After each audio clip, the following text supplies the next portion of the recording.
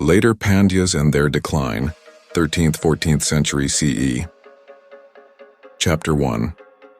Introduction.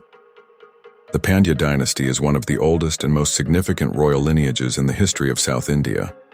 Flourishing in the Tamil region for over a millennium, the Pandyas were known for their resilience, maritime trade, temple architecture, and cultural patronage.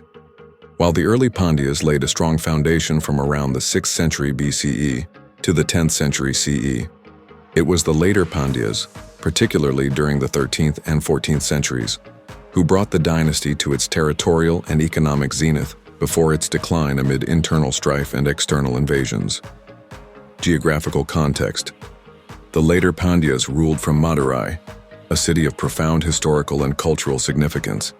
Their empire extended across the Tamil heartland and at its peak, reached parts of Kerala, Sri Lanka, and the southern tip of the Deccan. The Pandya coastline facilitated vibrant overseas trade, especially with Arabia, China, and Southeast Asia. Historical background.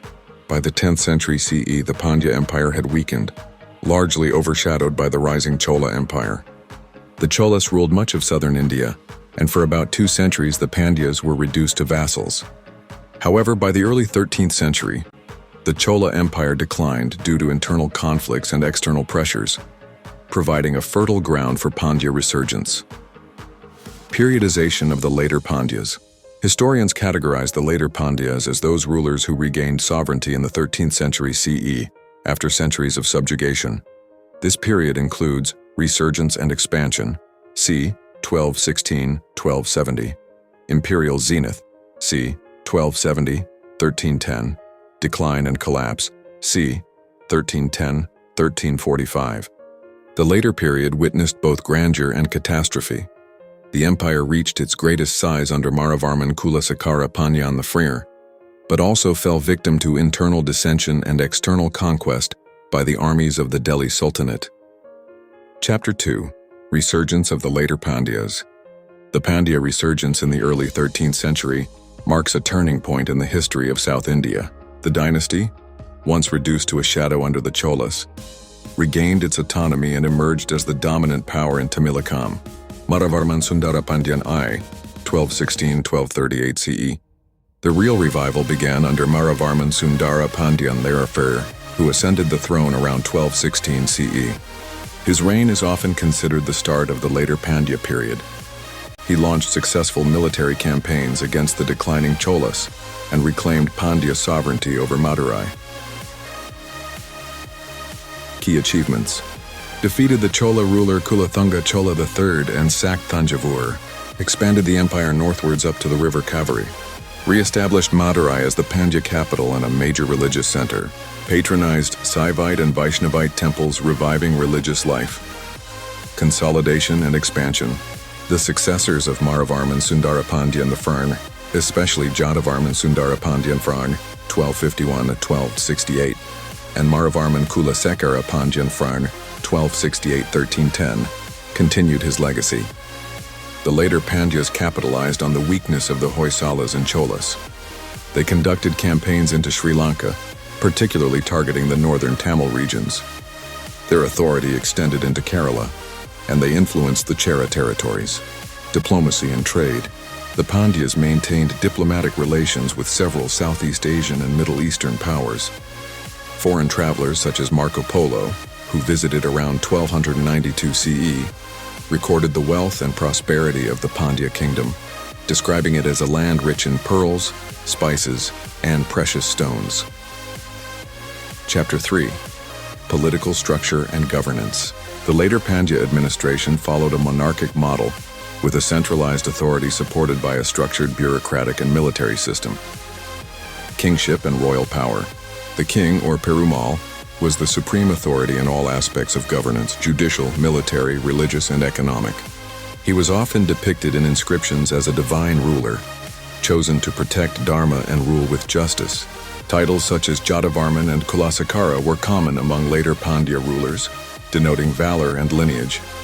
The king was assisted by court officials, advisors, generals, and local chieftains, feudatories.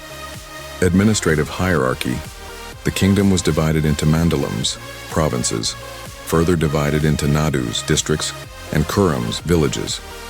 Each level had local functionaries responsible for taxation, law enforcement, and civic duties. Revenue collection. Land tax was the principal source of income. Temples also functioned as centers of economic activity. Justice system. Kings held the highest court, but local village assemblies had autonomy in settling civil disputes. Military organization. The Pandya military was formidable, comprising elephant corps, cavalry infantry, naval fleets for coastal defense and overseas expeditions. Royal edicts and inscriptions celebrate their victories and strategic use of war elephants and cavalry, feudatories and subordinates. Though the later Pandyas sought centralization, they relied on local feudatories like the Velir chiefs, who were integrated through alliances and marriages. This decentralization, while useful during expansion, later contributed to fragmentation during the decline. Chapter 4. Major rulers and their reigns. The later Pandya dynasty witnessed a lineage of powerful and strategic rulers who brought the empire to its peak before its eventual decline. This chapter provides a detailed account of the most prominent kings, their policies and reigns based on inscriptions, foreign accounts, and historical texts. Maravarman Sundarapanjan Aishar c. 1216-1238 CE, often regarded as the restorer of Pandya independence, Maravarman Sundarapandian I defeated the Chola king Kulathunga Chola III and captured Thanjavur, once the heart of the Chola Empire. His rise marked the beginning of Pandya political resurgence.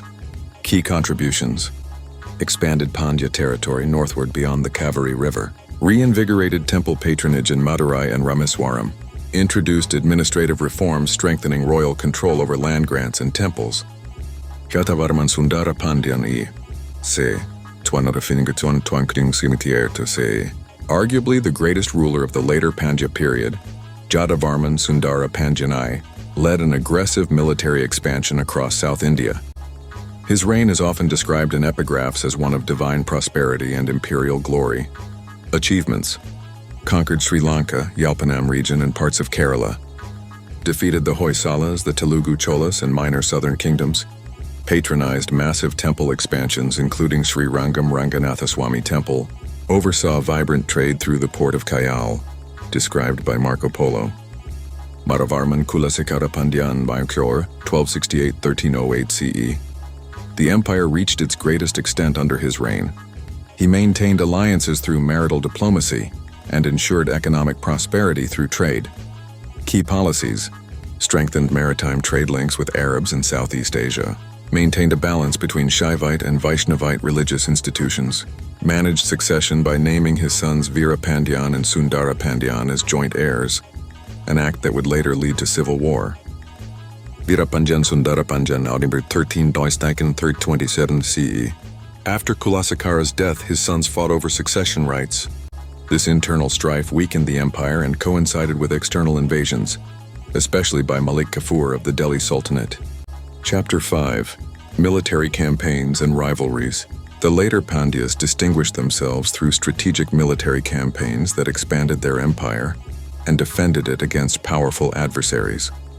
Wars against the Cholas. Maravarman Sundarapandian I dealt a decisive blow to Chola dominance in 1216 CE.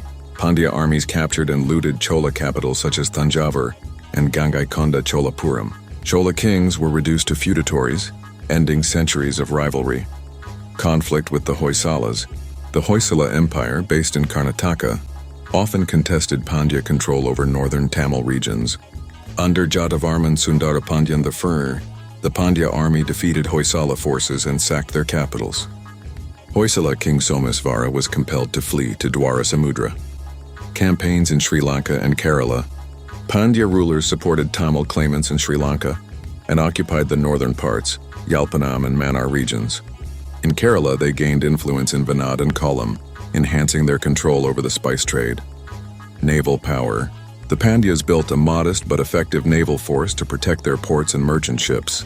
Their ports like Kayal, present-day Korkai, became centers for Indo-Arab Chinese trade.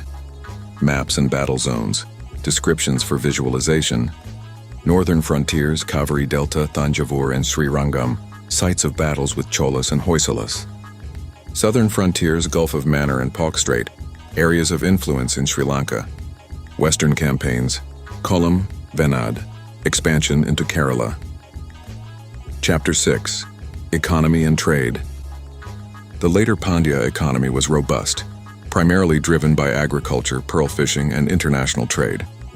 Their commercial success elevated them to global recognition in the 13th century. Agriculture and land revenue. The fertile plains of the Vaigai and Tamarabarani rivers enabled rice cultivation. Temples acted as landlords, collecting taxes and redistributing wealth. Land grants, Brahmadaya, were issued to Brahmins and temple institutions. Pearl fisheries and maritime trade. The Gulf of Mannar was famous for its high-quality pearls. The Pandyas exported pearls, spices, and textiles to Arabia, Persia, China, and Southeast Asia. Ports like Kayal, Korkai, and Nagapattinam served as global trade hubs. Marco Polo's account, 1292 CE. The king of this province is the richest and most powerful in India. He is a great lover of justice. The pearl fisheries are the best in the world. Merchant guilds. Ayavol 500, Manigramam, and Anjuvanam played crucial roles in trade. These guilds facilitated credit, protection, and safe passage for merchants across the Indian Ocean. Coinage. Gold and silver coins bore the symbols of fish, Pandya emblem, lotus, and temple spires. Coins found in southern Tamil Nadu and Sri Lanka show. Chapter 7. Religion, Art, and Culture. The later Pandya era is marked by a vibrant cultural renaissance, fueled by royal patronage, temple-building activity, and literary flourishing. Religious landscape. The Pandyas were known for their religious tolerance and patronage of both Shaivism and Vaishnavism, with additional respect for Jainism and Buddhism. Shaivism was dominant in temple architecture and ritual life. Vaishnavism flourished under rulers like Jatavarman Sundara Pandya I, who famously renovated the Sri Rangam temple. Jain monks and teachers received endowments, especially in Madurai and Tirunelveli. Islamic influences began appearing in coastal regions through trade interactions, though limited. Temples and architecture. Grand temples were constructed or expanded, including Meenakshi Temple, Madurai, further developed during this period. Sri Rangam Ranganathaswamy Temple, ornamented with gold by Jatavarman Sundara Pandya. Tiruparankanram Murugan Temple, gained prominence. Architectural features. Tall gopurams, gateway towers, pillared halls, mandapas, intricate stone carvings and sculptures, literature and language. Tamil literature thrived with devotional poetry, bhakti, and historical inscriptions. Court poets praised kings in Mikirthis, royal eulogies, and Padupatu, poetic records. Some royal grants were issued in Sanskrit, particularly those involving northern Brahmins and scholars. Chapter 8. Society and Daily Life. Pandya society was hierarchical but dynamic, with a diverse population engaged in agriculture, trade, artisanal work, and religious service. Social structure. Varnas castes were evident but often adapted to Tamil traditions. Brahmins were temple priests and scholars. Velalars were landed elites and agriculturists. Artisans and merchants formed powerful guilds. Parayars and other Dalit communities lived on the fringes, but served vital roles in agriculture and craft. Women in elite circles participated in temple rituals, education, and sometimes land ownership. Devadasis served as both artists and religious functionaries. Urban and rural life. Madurai, the capital, was a thriving urban center with bazaars, temples, granaries, and royal palaces. Villages formed the base of the economic system, with sabas, councils handling local affairs. Education and health temples served as centers of education.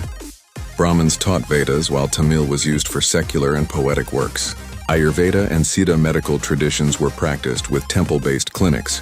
Food and festivals. Rice, millets, lentils, fish, and tamarind formed the staple diet.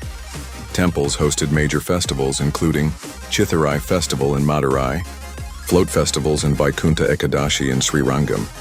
Chapter 9. External threats and invasions. Malik Kafur's campaign. The beginning of the end for the later Pandyas came with the northern incursion led by Malik Kafur, the general of Alauddin Khalji of the Delhi Sultanate. Background of the invasion. The internal conflict between Sundara Pandyan and Veera Pandyan led both to seek outside assistance. Sundara Pandyan invited Alauddin Khalji to intervene, which triggered the invasion. Malik Kafur's southern campaign, 1310 to 1311, marched south through Devagiri, Warangal, and into Tamilakam, looted Madurai, Srirangam, and Chidambaram, collected tribute and treasures including elephant troops and precious gems. Thousands of temples were plundered, with some structures damaged. Effects: the Pandya capital of Madurai was severely weakened. Religious institutions lost wealth and manpower. Trade routes were disrupted and feudatories began asserting independence. Aftermath: Pandya power splintered into multiple principalities.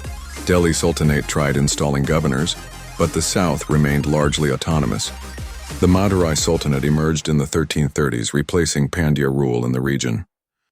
Chapter 10: Decline and Fragmentation of the Later Pandyas. The Pandya Empire, once a dominant force in South India, began a slow but irreversible decline in the early 14th century. This chapter unpacks the combination of internal, external, and economic factors that contributed to its fall. Civil war and succession crisis. The death of Maravarman Kulasekara Pandyan I around 1310 CE led to a bitter war of succession between his sons, Veera Pandyan and Sundara Pandyan. The split leadership destabilized central authority in Madurai. Local governors and feudatories started acting autonomously, weakening Pandya cohesion. Economic decline. The disruption of pearl fisheries and loss of revenue from trade hurt the economy. Invasions and internal strife disrupted the agrarian tax system. Temple institutions, which once acted as banks and granaries, were looted or destroyed. Diminished trade and maritime weakness. Foreign trade, especially with the Middle East and Southeast Asia, declined after Malik Kafur's invasion. Coastal towns like Kayal and Korkai lost prominence to emerging powers like the Samudri of Calicut and Vanad. Loss of ports and trade guild influence further eroded the Pandya commercial base. Feudatory fragmentation. Provincial rulers in Tirunelveli, Kanyakumari, and Ramnad declared independence. Chieftains, often temple administrators or powerful local clans, began acting as sovereigns. Even Madurai came under various short-lived factions before its fall. Chapter 11: Rise of the Madurai Sultanate, c. 1335-1378 CE. One of the most defining markers of Pandya decline was the establishment of the Madurai Sultanate by Jalaluddin Ahsan Khan, a former governor under the Delhi Sultanate. Establishment of the Sultanate. Around 1335 CE, Jalaluddin Ahsan Khan declared independence from Delhi and seized Madurai. The Sultanate ruled until 1378 CE, replacing Pandya royal authority in the region. This new regime was marked by frequent warfare, heavy taxation, and suppression of Hindu institutions. Impact on Tamil society. Temples faced destruction or conversion in some regions. However, others negotiated survival through tribute. Shaivite and Vaishnavite communities fled to safer areas, particularly Tirupati and Rameswaram. Cultural centers like Srirangam were devastated and lost their scholarly continuity for decades. Resistance and resilience. Several local Hindu chiefs, like those of the Vaniyars, Velamas, and Palayakars, led revolts. Vijayanagara Empire, founded in 1336 CE, began challenging Sultanate authority by the mid-14th century. Fall of the Sultanate. In 1371 CE, Kumara Kampana, son of Vijayanagara King Bukaraya I, marched into Tamil Nadu. The Srirangam temple was restored.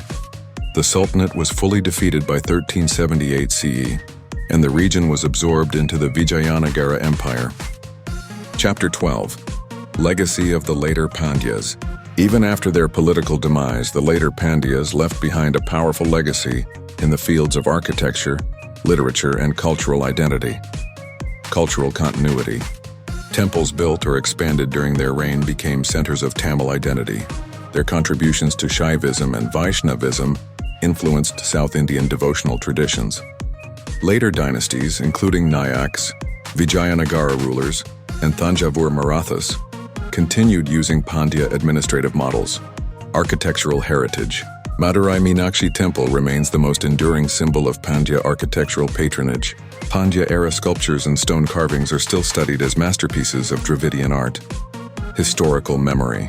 Inscriptions, copper plate grants, and temple records continue to inform historians about their governance. Tamil poets and writers in later centuries nostalgically referred to the Pandyas as symbols of Tamil valor and justice. Integration into later kingdoms. Territories once under the Pandyas were ruled by the Madurai Nayaks, 16th–18th century CE, the Vijayanagara Empire, the Polygars and later British Madras Presidency. Chapter 13. Historiography and Sources. Understanding the later Pandyas relies on a rich blend of textual, epigraphic, archaeological, and foreign accounts. These sources offer insight into their rule, society, and eventual decline. Epigraphy, inscriptions. Tamil inscriptions on temple walls, copper plates, and hero stones are critical. Maikirthis, royal eulogies, provide chronological records of reigns, victories, and grants. Srirangam, Madurai, and Tirunelveli temples house many of these records. Literary sources. Tamil works like Pandikovai Madurai Kanchi. Sanskrit and Telugu commentaries from neighboring regions mention Pandya alliances and wars. Foreign accounts Marco Polo, c. 23 CE praised Pandya wealth and pearl trade. Muslim historians, e.g. Ziauddin Barani, documented Malik Kafur's campaigns and Madurai Sultanate. Arab geographers like Ibn Battuta referenced Madurai as a turbulent region. Temple records and grants. Land grants and temple donations outline administrative structure, economy, and religious patronage. They help map trade routes, local governance, and taxation systems. Chapter 14. Comparative Study. Pandyas versus Cholas and Cheras. To appreciate the later Pandyas, it's important to compare them with their contemporaries and predecessors. Political strength. Cholas, 10th–13th CE, built a larger overseas empire and had a more centralized bureaucracy. Pandyas, more regionally concentrated but maintained independence longer in the 13th–14th centuries. Chera Perumals, weakened earlier and became fragmented. Pandyas outlasted them. 2. Cultural contributions. Pandyas focused heavily on temple construction, Tamil literary revival, and Shaiva Vaishnava patronage. Cholas were known for monumental temples, e.g. Abrihadiswarar and bronze sculptures. Cheras contributed to Malayalam language and Sanskrit-Tamil literary fusion. 3. Trade and economy. All three dynasties engaged in Indian Ocean trade. Pandyas excelled in pearl trade while Cholas dominated maritime conquest in ports like Nagapattinam. 4. Decline. Cholas fell to Pandyas. Pandyas fell due to internal strife and northern invasions. Cheras fragmented into feudal states. Chapter 15. Conclusion. The end of a Tamil powerhouse. The later Pandya Empire marks the final golden age of independent Tamil rule before foreign powers, Islamic sultanates, Vijayanagara, Nayaks, and ultimately Europeans, redrew the political landscape. Key takeaways. The Pandya Empire reasserted Tamil identity after Chola declined. Its fall was precipitated by internal divisions, Malik Kafur's invasion, collapse of trade and agriculture. Though politically vanquished, the Pandya legacy survives through temples, Tamil literature, cultural memory and folklore, and regional pride.